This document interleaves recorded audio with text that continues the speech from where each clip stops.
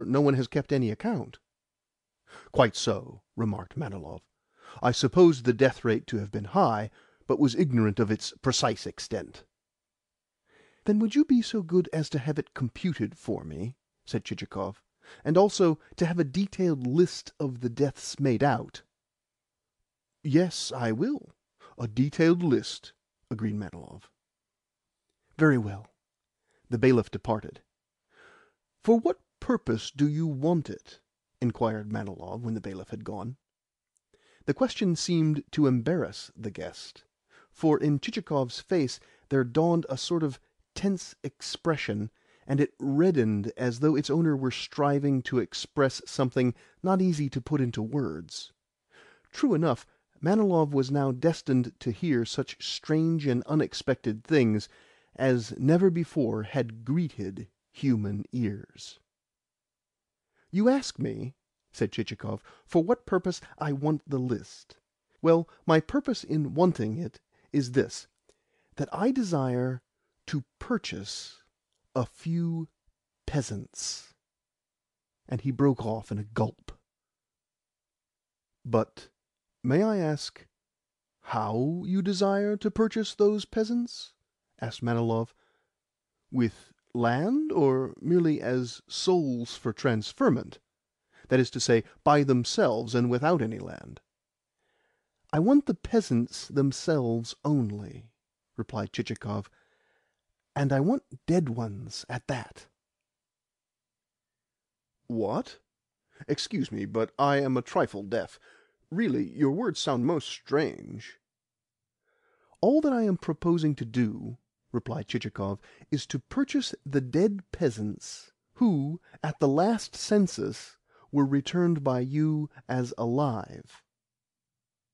Manilov dropped his pipe on the floor and sat gaping. Yes, the two friends who had just been discussing the joys of camaraderie sat staring at one another like the portraits which, of old, used to hang on opposite sides of a mirror. At length Manilov picked up his pipe, and, while doing so, glanced covertly at Chichikov to see whether there was any trace of a smile to be detected on his lips, whether, in short, he was joking. But nothing of the sort could be discerned. On the contrary, Chichikov's face looked graver than usual. Next, Manilov wondered whether, for some unknown reason, his guest had lost his wits. Wherefore he spent some time in gazing at him with anxious intentness. But the guest's eyes seemed clear. They contained no spark of the wild, restless fire which is apt to wander in the eyes of a madman. All was as it should be. Consequently, in spite of Manilov's cogitations, he could think of nothing better to do than to sit letting a stream of tobacco smoke escape from his mouth. "So," continued Chichikov, "what I desire to know is whether you are willing to hand over to me, to resign, these actually non-living but legally living peasants, or whether you have any better proposal to make." Manilov felt too confused and confounded to do aught but continue staring at his interlocutor. "I think that you are disturbing yourself unnecessarily," was Chichikov's next remark.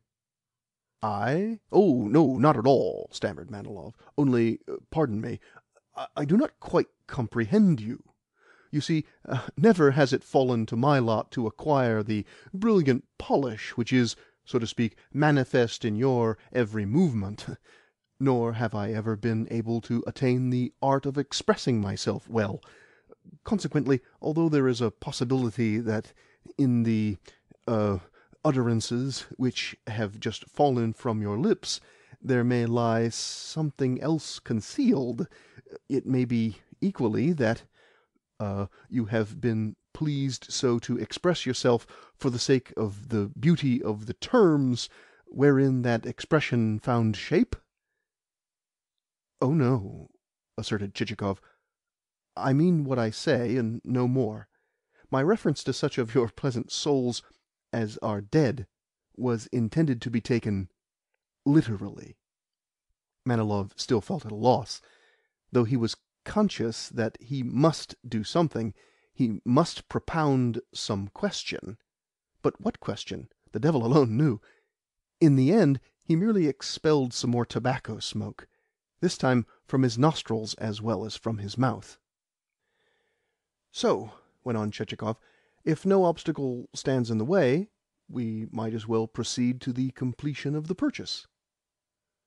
"What? Of the purchase of the dead souls?"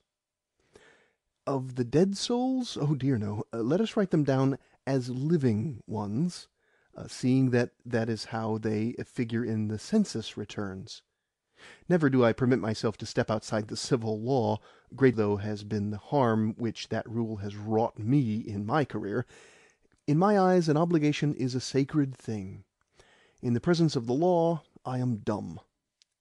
These last words reassured Manilov not a little, yet still the meaning of the affair remained to him a mystery.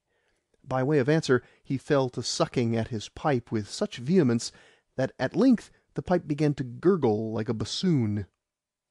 It was as though he had been seeking of it inspiration in the present unheard-of juncture. But the pipe only gurgled, et praeterea nihil. "Perhaps you feel doubtful about the proposal?" said Chichikov. "Not at all," replied Manilov. "But you will, I know, excuse me if I say, and I say it out of no spirit of prejudice, nor yet as criticizing yourself in any way, you will, I know, excuse me if I say that possibly this scheme of yours, this transaction of yours, may fail altogether to accord with the civil statutes and provisions of the realm." And Manilov, with a slight gesture of the head, looked meaningly into Chichikov's face, while displaying in his every feature, including his closely compressed lips, such an expression of profundity as never before was seen on any human countenance, unless on that of some particularly sapient minister of state who is debating some particularly abstruse problem. Nevertheless, Chichikov rejoined that the kind of scheme or transaction which he had adumbrated in no way clashed with the civil statutes and provisions of Russia, to which he added that the Treasury would even benefit by the enterprise, seeing it would draw therefrom the usual legal percentage. "What, then, do you propose?" asked Manilov. "I propose only what is above board, and nothing else." "Then, that being so, it is another matter, and I have nothing to urge against it," said Manilov, apparently reassured to the full. "Very well," remarked Chichikov. "Then we need only to agree as to the price." "As to the price?" began Manilov, and then stopped. Presently he went on: "Surely you cannot suppose me capable of taking money for souls which, in one sense at least, have completed their existence. Seeing that this fantastic whim of yours, if I may so call it, has seized upon you to the extent that it has, I, on my side, shall be ready to surrender to you those souls unconditionally, and to charge myself with the whole expenses of the sale." I should be greatly to blame if I were to omit that, as soon as Manilov had pronounced these words, the face of his guest became replete with satisfaction. Indeed, grave and prudent a man though Chichikov was, he had much ado to refrain from executing a leap that would have done credit to a goat, an animal which, as we all know, finds itself moved to such exertions only during moments of the most ecstatic joy. Nevertheless, the guest did at least execute such a convulsive shuffle that the material with which the cushions of the chair were covered came apart, and Manilov gazed at him with some misgiving.